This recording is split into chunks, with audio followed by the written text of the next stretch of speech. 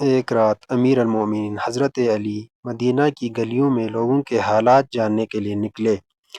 آپ نے ایک جھونپڑی سے بچوں کے رونے کی آواز سنی۔ اندر گئے تو دیکھا کہ ایک بیوہ خاتون چولہے پر ہانڈی رکھے بیٹھی ہے، مگر اس میں صرف پانی اور پتھر ہے تاکہ بچے یہ سمجھیں کہ کھانا پک رہا ہے اور انتظار کرتے کرتے سو جائیں۔ حضرت علی نے پوچھا، بچے کیوں رو رہے ہیں؟ عورت نے کہا، وہ بھوکے ہیں، ہمارے پاس کھانے کو کچھ نہیں۔ حضرت علی فوراً بیت المال گئے، آٹا، کھجور، گھی اور دیگر ضروری سامان اپنی پیٹھ پر اٹھایا۔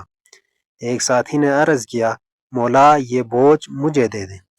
حضرت علی نے فرمایا، کیا قیامت کے دن بھی تم میرا بوجھ اٹھاؤ گے؟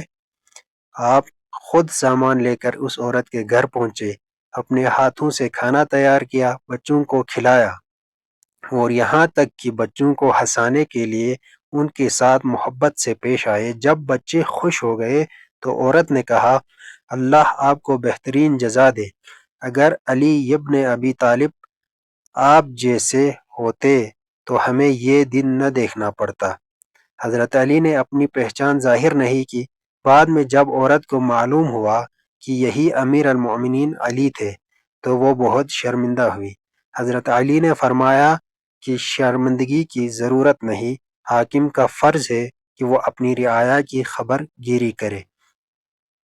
تو اس کہانی سے ہمیں یہ سبق ملتا ہے کہ حقیقی رہنما وہ ہے جو خود خدمت کرے۔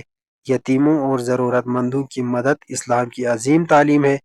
عاجزی، اخلاص اور خدمت حضرت علی کی نمایاں صفات ہے۔ ہمیں بھی ان کہانیوں سے سبق حاصل کرنا چاہیے۔ اگر آپ کو یہ کہانی پسند آئی ہے تو چینل کو سبسکرائب کریں، لائک، کمنٹ اور شیئر لازمی کریں، اور دوسروں تک اس سبق آموز کہانی کو پہنچائیں۔